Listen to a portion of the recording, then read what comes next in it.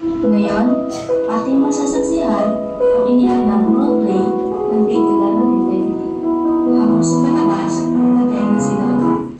Isang kwento ng pamilya ng kanilang mga tradisyon at paniniwala at kung paano nila haharapin ang malungkot na balita, ang pagkawala ng kanilang tatay. Umaga pa lamang, gising na si Charlie. Nag-aasikaso ng pagkain, nagmamadali, at pilit na binigising ang kanyang mga anak. Ngunit, sa gitna ng kanyang pag-asikaso, isang balitang hindi may inaasahan ang darating.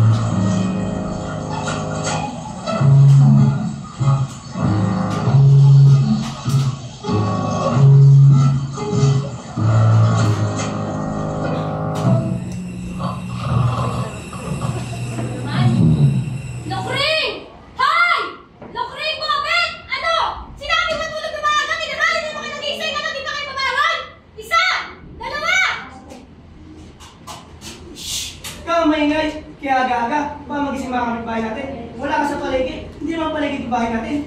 O bakit? Ako pinanalo nagising? Pagsakan sa paligid ng gulay, mahuli ako, diba? O sige, mauna ka na. Ano ba yun? Ay! Sinatong ko! Ay, may sunog po ba?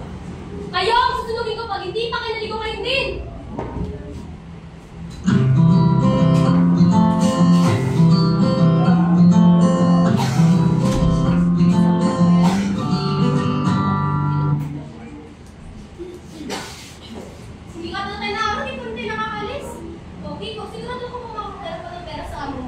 Oo. Oh, Lukri, ano ba yung ginagawa mo? Kumain ka nga? Ito ba, Mami? Diet ako. Diet. Kiko, siguraduhin mo lang nakakalaman kay Ate Mami. Baon na lang sa utang. Eh, bakit naman kasi hindi kayo kay Ate Dolores humingi ng pera? Para rin naman sa tatay niya na. Yon? Wag na. Dalawang anak niya nasa abroad. Sigurado ako may termos. Well, Kiko, kilala mo si Ate Dolores. Napakakulat doon. Naalala mo ba, nung nanghiram tayo ng pera pang pabisa mo? Diyos ko, mukhang naman akong nirason. Nalulugi ko yung tindahan niya, mataas ko yung presyo ng ganito, ng ganyan. Tapos doon po tayo manghiram. Pag naalala ko na talaga, naiiyak na lang talaga ako. Kaya, huwag na. Iba naman ngayon eh. Tatay niya may sakit. Sigurado hindi makakatanggi yun. Oh, Lupring, kumain ka nga. Ano ba yung ginagawa mo? Ano naman ba, Mami? Mami ka dyan. Mami, Lucy. Lupring ang pangalan mo. Hindi Lucy. Gusto mo nga agad. May wish ko agad. Nabi ko bagay. Pasok ka sa school. Mag-ilinis pa ako. Ano ba yung mabay? Buksan mo nga yan. Dami. Gagawin. Ay, si Ate Eves ko.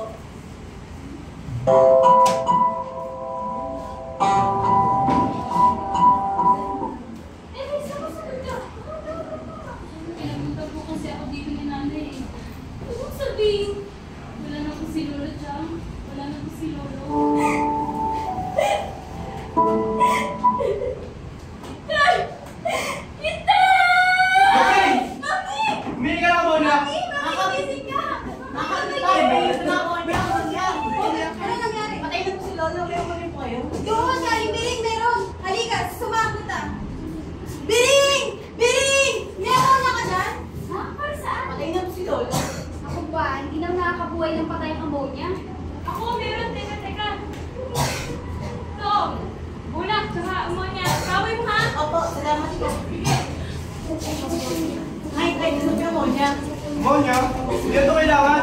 Sumama na yung nanay mo. Pumunta kayo na school. Sabihin mo, hindi ka makakapasok dahil patay na yung lolo mo. Lucy! Ikaw ba? Kailangan bang pumasok? Ayun po eh. Pwede na po kami. Daddy, Lucy. Lucy. Ay, Daddy.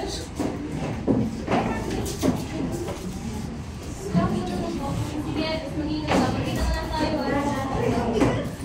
Kailangan mo bang kunin yung pera kay Gapo?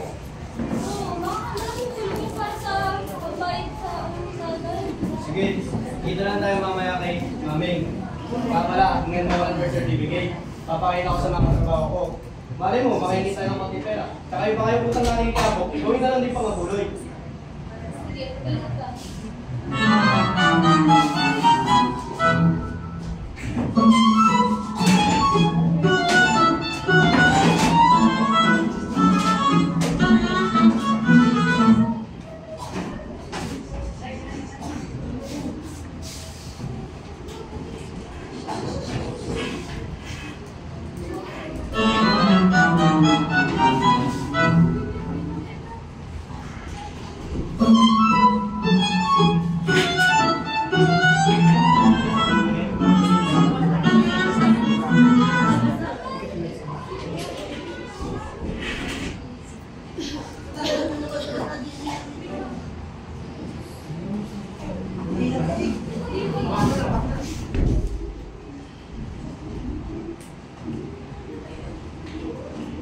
Wala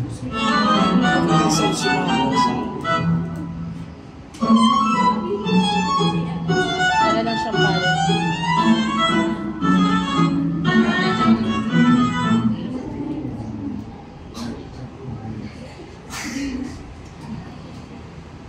Itay!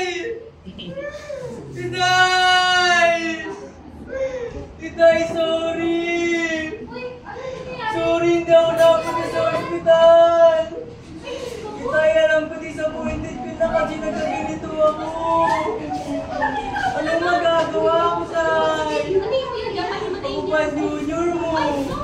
Ako pa nagkaganito! Ay, kayo na. Itay, ganito na kadilawan na anak ako eh! Itay, kung ano ako ngayon?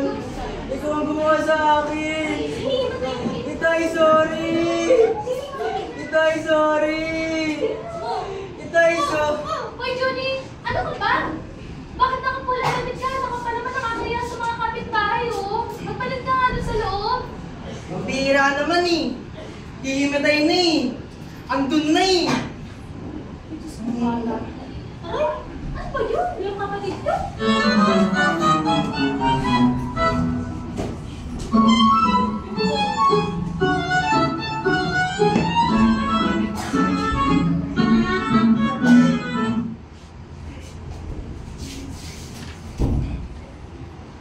Bakit nga ba mawalan pa ng damit?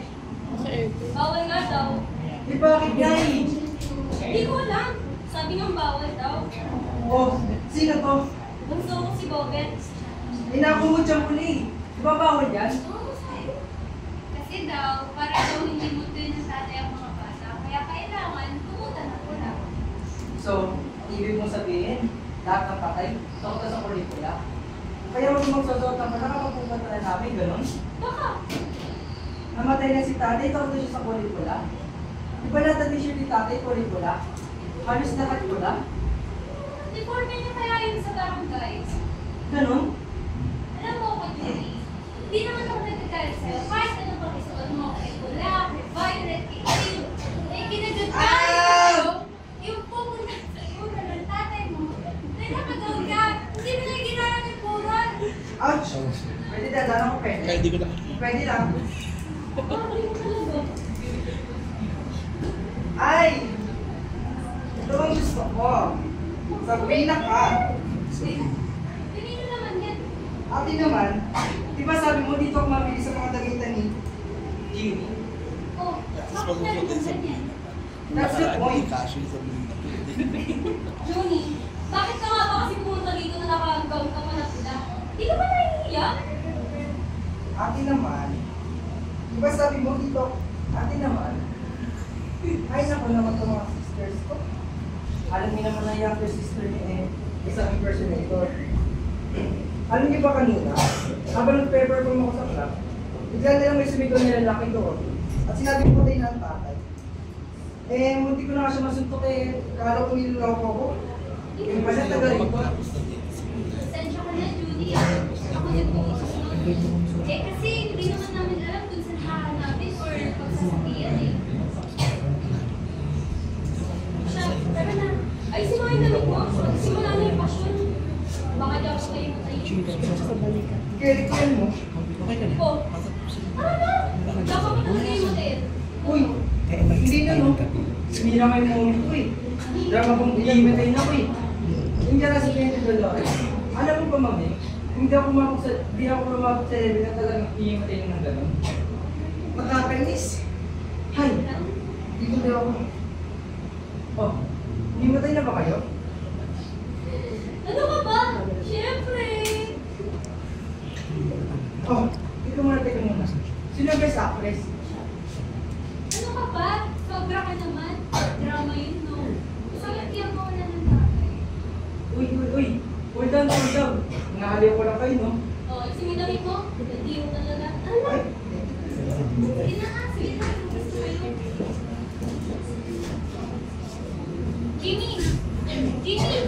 Jimmy, gumising ka nga dyan. Sabihin mo nga sa akin, bakit meron kang birthday sa pre-nakat na blouse, ha?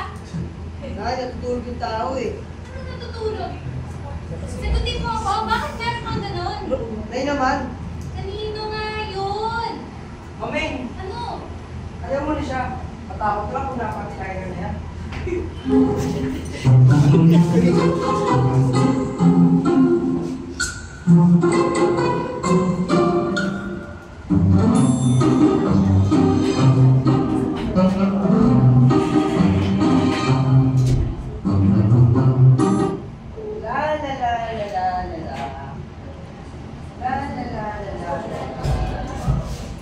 Alam mo yung baby mo, anong ginagawa mo dyan? Bakit ka naglilinis? Alam mo bang bawal maglinis kapag may lamay?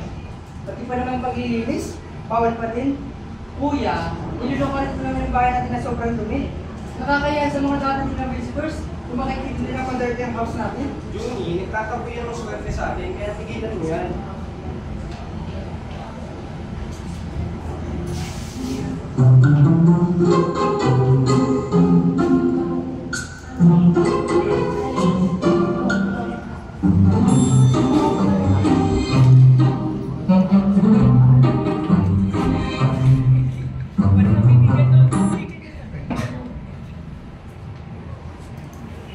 Oh, Terry, putulin na natin yung rosaryo. Ah, saan ba putulin yan? Hindi naman nagpupulin na.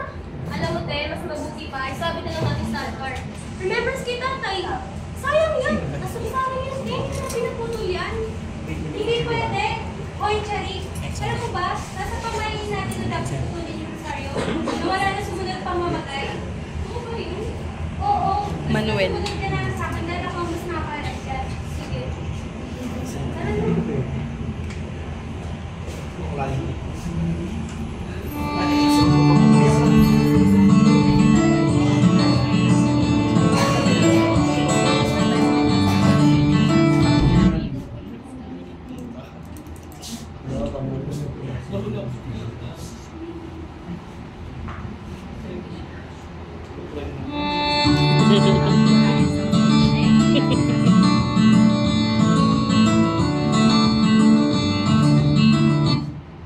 Mom, should I post this on Facebook so Walter America can see?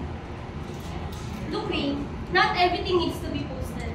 This is a funeral wake, not an outing. That's right, ate. At least may tip that we don't respect Lolo. But it's not for our aunt is going far away. At least they can see him, even just in a picture. I promise I'll take it properly and respectfully for others. Fine, but don't make it too cheerful. Fix the caption and don't add too much emojis. Do fix the caption. May recent listeners. We love and miss you so much. Okay, let's go.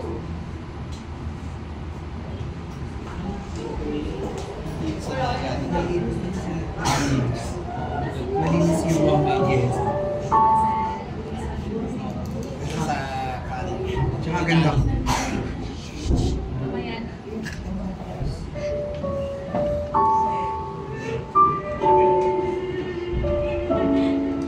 Mother's good.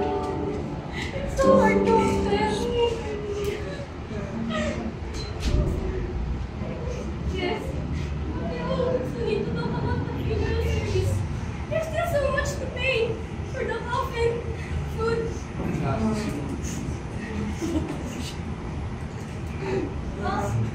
Who's going to pay? I don't have any savings. I'm struggling too. What's wrong with you, Mother? Why are you always like this? You're always depending on others. Oh yeah? And you have the money. Why don't you pay? Enough! We're all father's children. Isn't this all our responsibility? We can't just save each other. Okay, fine. I will take care of the coffin. I'm sorry. I'll cover the food for the way. I'll pay for the funeral service. Even if it's difficult, we need to help each other. That's what mother wanted. To see us united as a team. That's why it's enough.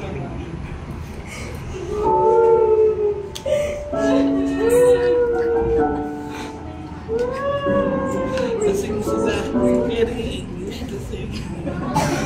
Sa bawat pagtatalo, sa bawat sigawan, at sa bawat pamayalang pinaniniwalaan, hindi mawawala ang katotohanan na iisa ang ugat ng lahat. Pamilya. Sa muli, kahit may tampuhan at sigawan, pamilya pa rin ng umulan. Meron siyang At dito nagtatapos ang unang play ng Grade 11 in Everything. Mula sa palabas, Madeg na Siguro.